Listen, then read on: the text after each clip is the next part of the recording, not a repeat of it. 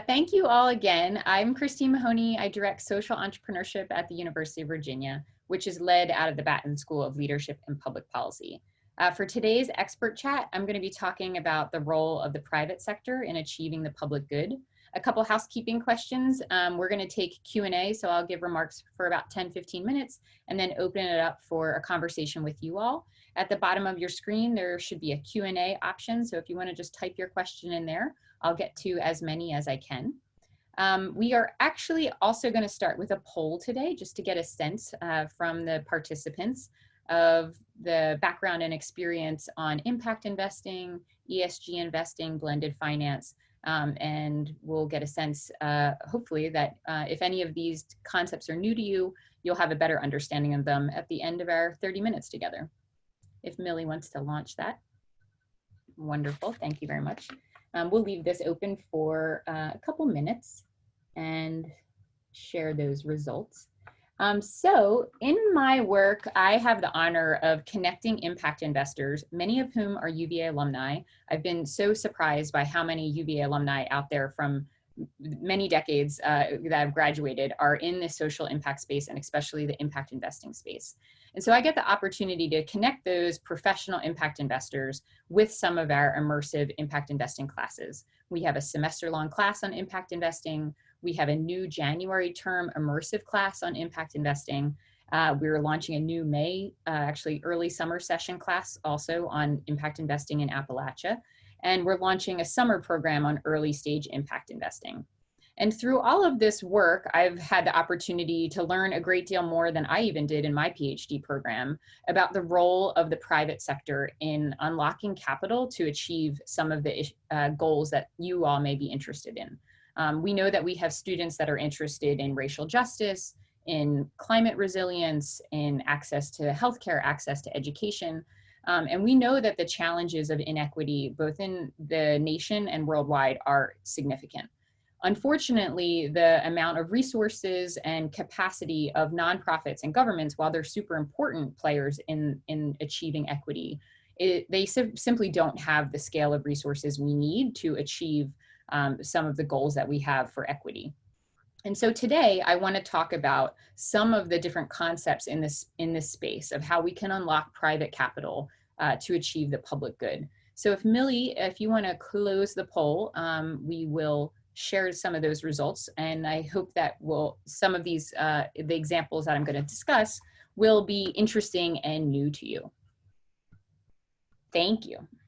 So the first two examples are actually in this space of blended finance, which looks like it's a concept that might be new to some of our participants today.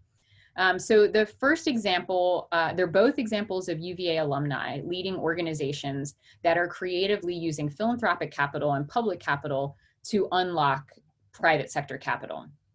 The first is Lisa Hamilton, who's a UVA grad and the CEO and president of the Annie E. Casey Foundation. The Annie E. Casey Foundation's goals are to build better futures for America's children and their families. Their philanthropic dollars have traditionally been used as a foundation supporting nonprofits working with children and families. But recently, they've gotten much more creative with their capital, where they've used some of their philanthropic capital as a loan loss pool, and they've used their balance sheet as a loan loss reserve in partnership with a nonprofit called Healthy Neighborhoods. And in doing so, they've been able to unlock private capital to rehabilitate and bring on the market hundreds and hundreds of new affordable housing homes and allow families that previously were locked out of home ownership and that opportunity for wealth building, allow them to move into a position of home ownership and asset building. They, through that first project and collaboration, were able to use $25,000 in philanthropic capital to unlock $40 million in private sector capital and put hundreds and hundreds of homes on the market. And since this collaboration was so successful, they actually entered into another collaboration where they unlocked another $40 million in capital. And so instead of just a $50,000 grant, which, that is incredibly generous and maybe it could do some good, they kind of use smart investing ideas and the idea of de-risking an opportunity for the private sector, and we're able to unlock $80 million of social impact. This is the concept of blended finance. When we take philanthropic capital, we take municipal or federal grants, and then we layer in private sector capital. It's called a capital stack or blended finance. Another example of this same creative blended finance approach comes from another UVA alumni named Maurice Jones, who's the CEO and president of LISC, which is the Local Initiative Support Coalition. It's one of the oldest community development financial institutions in the country, and they creatively, for decades now, have been leveraging philanthropic capital, grants and loans, tax credits, things like the low-income housing tax credit, in the process of unlocking private sector capital. They actually just announced another creative new initiative this summer called the Black Economic Development Fund.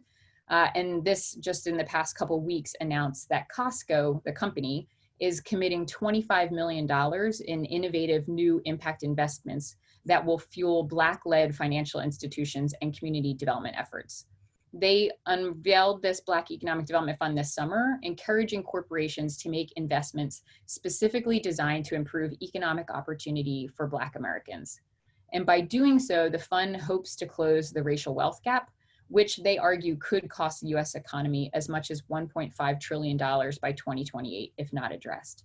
So in each of these examples, we see UVA alumni out there creatively using philanthropic capital to unlock private capital to achieve much higher levels of social impact than we could achieve with simply policy or philanthropic gifts alone. And so I want to talk today about how the philanthropic and the nonprofit sector are really important actors. But when we talk about some of the challenges facing this country, which are so significant, we really need to figure out how we can tap the capital in the capital markets. And so I want to talk today about a couple of key concepts in that space, and then I'll open it up for Q&A. So first is a social business. A social business is a company that has the mission to make the world a better place. You've likely bought a bottle of water from Starbucks, which Ethos Water, for every bottle you buy, supports digging wells to access clean water in Africa. You perhaps bought a This Bar Saves Lives at an airport, where every bar you buy supports combating childhood malnutrition worldwide.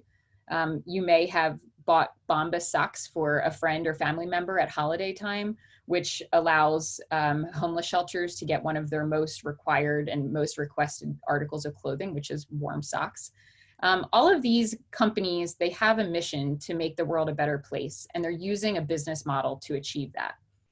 Some companies go further than just their business model to actually communicate to customers and potential investors of their commitment to their social or environmental mission. Things like B Corp certifications, Fair Trade certifications, LEED certifications, Forest Stewardship Council certifications, and many more. Some businesses take it one step further and actually incorporate as a benefit corporation if their state has legislation in place to allow that. Virginia does, which was really lobbied for and pushed by another UVA alumni named Michael Piron, who is another leader in the social impact space. So these buy one, give one models like Tom Shoes or Ethos Water are popular, but there's many social entrepreneurs that are actually working in sectors that are critical to human survival and human thriving. These are the sectors that we've been hearing so much about during COVID, these idea of essential businesses, and these are defined as water, sanitation, agriculture, access to transportation and logistics, financial services, these things that are really required for people to go about their lives in a thriving way. And so it's perhaps not surprising that environmental and socially responsible companies and social enterprises, especially on the public market, are actually faring better during COVID than some of their competitors. So this is an important distinction between a social enterprise who actually has a mission to make the world a better place and CSR, or corporate social responsibility, which might be companies that don't have a social mission at their core. Maybe they produce a nice to have, not need to have product or service, but they go about their business in a way that's ethical and responsible to their supply chain, to their employees, to their customers, and to their investors. it's perhaps not surprising that if you're a company that's perhaps exploiting your supply chain, being disingenuous to your investors, treating your employees badly, you actually wind up doing worse from a financial standpoint in the long term. And so I'd like to take a moment here to note that there's 2 UVA alumni that have been really instrumental in developing this space over the past 20, 30 years. The first is Darden professor Ed Freeman, who in the early mid 1980s developed the concept of stakeholder theory, pushing us to think about how we need companies to be making their decisions based on all their stakeholders rather than just their shareholders. So pushing companies to think about their employees, their supply chains, their neighbors, their customers, as well as their investors. Another important UVA alumni that's really been a thought leader in this space is Jacqueline Novogratz, who founded Acumen Fund. She's a UVA alumni. And Acumen Fund is one of the largest nonprofit impact investing funds in the world. In her book, The Blue Sweater, which is a New York Times bestseller, I'd recommend it. She talks about this idea of patient capital. And she says that it's kind of strange that investors want a return on their investment. They might want 10 or 20% return on their investment. But then they give their philanthropic capital away and they're fine with a 0% return on investment. She argued for seeing the poor as customers and investing in companies that are serving the poor in ways that are providing products and services that they need and they value at a price point that they can afford.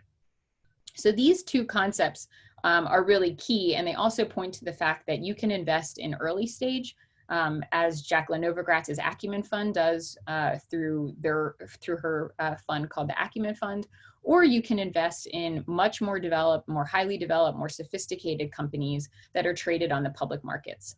And so I want to talk a little bit more about why that's important, and then during the Q&A, I can open it up to if you'd like me to talk about some specific examples. This idea that you can invest as a venture capitalist might sound interesting to you, and if you're a student on the call, you might think, well, I could go get a job with an Acumen Fund or with a Village Capital, another UVA founded venture capital firm. But if you're not a millionaire, you're not a billionaire, and you don't really feel like you're in the role of investing in the riskier, higher ticket investments of early stage investment, there's also another whole world of investing open to you, which is SRI, socially responsible investing, and ESG, environmental, social, and governance investing. And so I want to talk about each of those. People often distinguish between SRI, socially responsible investing, and ESG, environmental, social, governance investing in this way. SRI is often about weeding out bad companies. And so you might want to make sure you're investing responsibly, and you might want to pull your money, divest your money from things like extractive mining, oil, mass incarceration, private prisons. You might want to pull your money from family detention centers. You might want to pull your money from weapons manufacturing. That's often thought of as socially responsible investing, and some of the religious orders early on were early in that space, saying we don't want our capital and our assets fueling things that we think are bad for the world. Then there was the rise of ESG investing, where you're proactively looking at real metrics on environmental performance, social performance, and governance performance, and making decisions based on both their finances as well as their ESG metrics. And this is important because it allows you to be more proactive, not just weeding out companies that you think are bad, but actually rewarding in a way by moving your capital toward companies that are trying to make a positive social and environmental impact. Lastly, I'll just mention before we open it up to Q&A, is that you may be hearing more and more about this. There's a number of celebrities that are actually trying to get the word out about the role of your savings accounts, your investment accounts, your retirement accounts in making the world a better place. NFL linebacker Derek Morgan was really wondering where his own assets were being invested after he learned about the role of private prisons in driving up mass incarceration. And so he reached out to his wealth manager and said, you know, am I invested in private prisons? Are my assets somehow fueling this? And his investment wealth advisor didn't know. And so he did his homework and he reached out to a socially responsible investing expert, and she helped him move his portfolio. And also they launched together a new campaign called Real Money Moves. They've gotten dozens of other pro athletes, celebrities, music artists, and actors to really get the word out that investing is really about building a legacy. And as Derek Morgan says, that means not just building wealth, but being conscious about what your wealth does in the world. And even if we've got younger alumni out there, maybe you're signing your first contract and you're setting your first retirement account up, you can think about building your wealth for yourself and your long-term retirement and your family, but thinking about how does that wealth play out in the world as well? How can it be a force for good and actually help you achieve what maybe some of your policy goals are if you're a policy student or a young practitioner, as well as grow the financial sustainability of yourself and your family. So I'm going to stop with my comments there. Obviously, I'm pretty passionate about this and I'd be happy to keep talking about it, but we're going to see if we have some Q&A out there. And if we do, let's see. I have a question here. If I was interested in getting involved, how do I start? So that's a very good question. I think there's a number of different ways. So one, there's some people that are skeptical and they're still, especially if they have some assets under their management, no one wants to lose assets that they've worked hard to gain. And so one way is to just start looking at some either blue bond funds or green funds or ESG mutual funds and start tracking them and see how they're performing compared to your current retirement portfolio. I'll share a little bit of data with you. We know that Generation X or Gen Xers are very interested in this space as well as millennials. A study by Morgan Stanley last year found that 8 in 10 investors were interested in sustainable investing, but just over half, 52%, were actually actively invested in ESG or socially responsible products. But among millennials, those figures were even higher. 95% were interested in impact investing or socially responsible investing, and 2/3 or 67% were actually actively investing in sustainable products. So that gives you a sense that there's a huge interest there. And the products are there to meet that demand. There's now over 500 billion. There's something called the Global Impact Investment Network, and their estimate is $500 billion are invested proactively for impact. And the assessment of the socially responsible investment landscape is this $17 trillion market and growing. So I think this is just to show that if you're interested in the space, you can kind of start tracking some of the ESG mutual funds that are out there, compare them to what you're doing. If you want to buy some stocks in a specific company that is really strong on ESG performance, that's another way to move into it. But if you don't really have that kind of, if maybe you don't have a retirement portfolio yet, or you haven't really amassed any assets yet that you feel like you can proactively invest, there are other options that you can get comfortable with the space through your philanthropic giving. And so for that, you can look at things like Kiva, which is an online micro investment platform. You can essentially invest as little as $25, and it's invested in entrepreneurs around the world. And you usually get that back. You don't get a return on that investment, but you can actually get the $25 back after the entrepreneur succeeds, and you can invest again, or you could take the cash back out. There's also Calvert. If you have a little savings fund and you want to just see how your savings could actually support positive social impact as well, you can put $25 in a community note with Calvert Impact and see that instead of it just sitting in a savings account and getting less than 0.01%, you could be having a positive impact on your communities. Virginia Community Capital, which is one of the first B Corp certified banks in the country and in the world, based right here in Virginia, they also have a community investment note that is an option. We have another question out there. What role do you think short-termism in the market plays in prohibiting companies from a stakeholder-first strategy? Super good question. It definitely does, right? There's still investors in the market that are not thinking about the long term. They're not thinking about environmental sustainability or social responsibility. And you see that play out, right? They invest in companies that aren't thinking about the long term. And sometimes there might be a short-term win, but overall there's a long-term there's long-term negative consequences, obviously, for humans and for the planet, but there's often negative long-term consequences for their holdings as well. What we're seeing is increasingly, and we've really seen this during the COVID crisis, is that environmental and socially responsible funds and companies actually outperform. So last year, 100 companies in Barron's, America's Most Sustainable Companies, returned 34.3% on average, which beat the S&P 500s, which returned 31% on average. So what you're seeing, if you look at Parnassus, which is another kind of leader in the impact space, they often are beating some of the other index funds. And if you think concretely, like, what does this mean? If you look at a company like BP, right, that maybe from a short-term standpoint used to produce good returns for investors, but they didn't consider their environmental responsibility when it came to the Deepwater Horizon crisis. That not only had bad environmental implications and human implications, but they had billions of dollars in losses, huge fines. And that ultimately was a negative impact on their shareholders as well. You can also take the example of VW, Volkswagen, that lied and essentially were kind of tricking their diesel vehicles into passing emissions tests.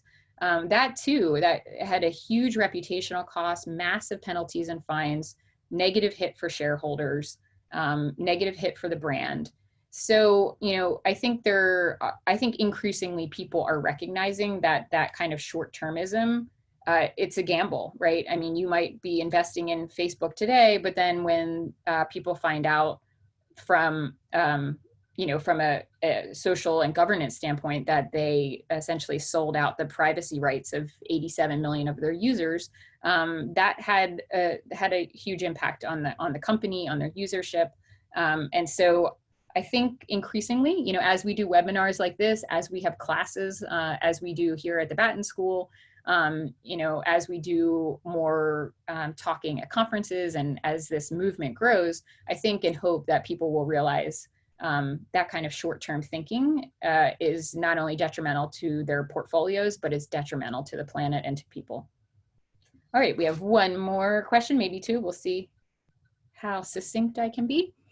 Are there examples of universities using their balance sheets as part of a capital stack? Yes. I believe it is Harvard. I'm pretty sure it's Harvard.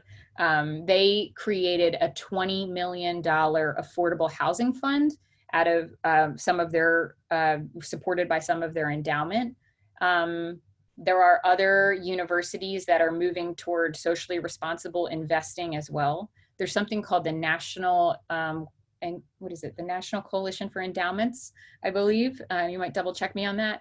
They're supporting big endowments of foundations and universities to understand how they could move their portfolio, achieve their goals of constantly growing their assets so that they can support things like scholarships and students, but do so in a way that they can support affordable housing, a safe and resilient climate for our students as they go out into the world.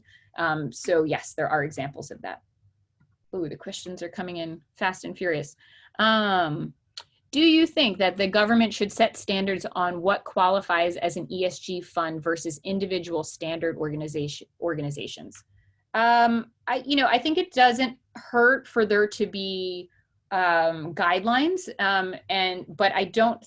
but it depends on the impact investor, right? So I think there needs to be a diversity of options so that investors can invest aligned with their values and prioritize things that are important to them. So for example, if you are out there and you're really passionate about climate change and you're terrified about climate change and you think we need to be doing something about climate change, investing in clean energy and in,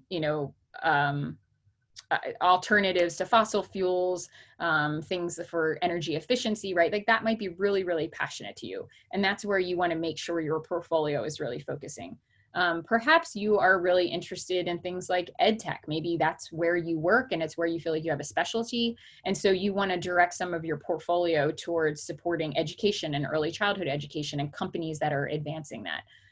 Maybe you really are passionate about racial justice and you want to see companies that are thinking about diversify and considering their what if they're a financing institution, if they're financing a diverse range of entrepreneurs. And so I think there can't just be one definition, because there's a lot of different types of impact, and impact investors often kind of follow what their passion is and where they think they can have the most impact. So I think we need, not a one size fits all, but lots of options for people to have lots of positive social and environmental impact through their investing. I'm going to take another. Do you find much activity with impact funds in opportunity zones? So opportunity zones were set by the last major tax overhaul. They are areas that are designated by governors in each state. We have a little over 200 here designated by our governor in Virginia that are historically poor and underinvested or disinvested. This is a piece of federal legislation that allows people with capital gains dollars to invest them in opportunity zones. So these are designated census tracts that have been impoverished historically, and to get very beneficial tax rates, in some cases like no taxes at all over 7 years, depending on the investment. Most of these have been in real estate. Many of them, there weren't really great guidelines on the federal regulations when they were passed, so it has been leading to gentrification in some places. There have been organizations that have been trying to support the realization of the original intent of the legislation, which would be making sure that the investments are being invested in a way that maybe expand affordable housing, that expand employment opportunities. As I understand it, there's only 3 opportunity zone funds nationally that are investing in companies. Early on, the legislation, again, it wasn't very well defined. So it was requiring that customers be in the opportunity zone, which doesn't make any sense. If you're a successful company, you're going to be selling your product or service nationwide. So they've tweaked the legislation and the guidelines, well, the implementing regulations rather. So there's not a lot of them investing in businesses. There are a lot of them investing in real estate. It is an opportunity to get capital gains into disinvested communities. But it definitely requires people, and hopefully there's some students out there, especially Masters of Public Policy students, that want to get tooled up on all of these tools. It requires thoughtful collaboration between community development experts in the community that know the community and its needs, along with policymakers in the community, along with the capital, right? So you can't just have capital coming in from New York City or from Silicon Valley and pouring in and doing good work if it's not kind of contextualized with local experts. So if you're interested in that, reach out to us. And I think we're there. So I've been given the guidance that I can answer some of these other questions by email. I think they're gonna, we'll take one more. How can we use our dollars to battle some of the issues our country is facing today, racial equality, COVID, etc.? Well, that one might have come in a little bit earlier, but I think I touched on it a little bit, but you can, if you have assets, you can invest directly in companies that are, trying to expand access to testing, if we're focusing on COVID.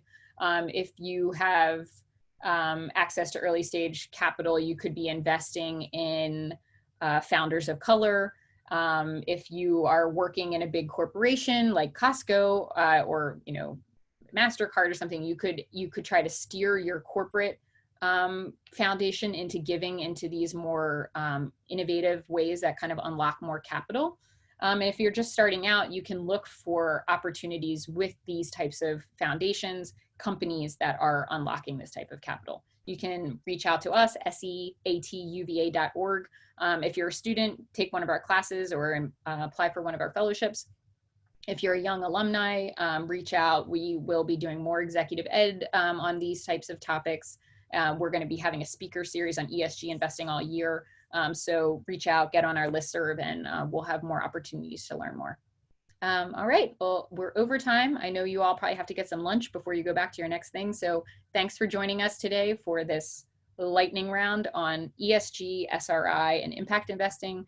Hopefully, if you answered no to any of those questions at the start, now your answer is yes. All right, stay safe.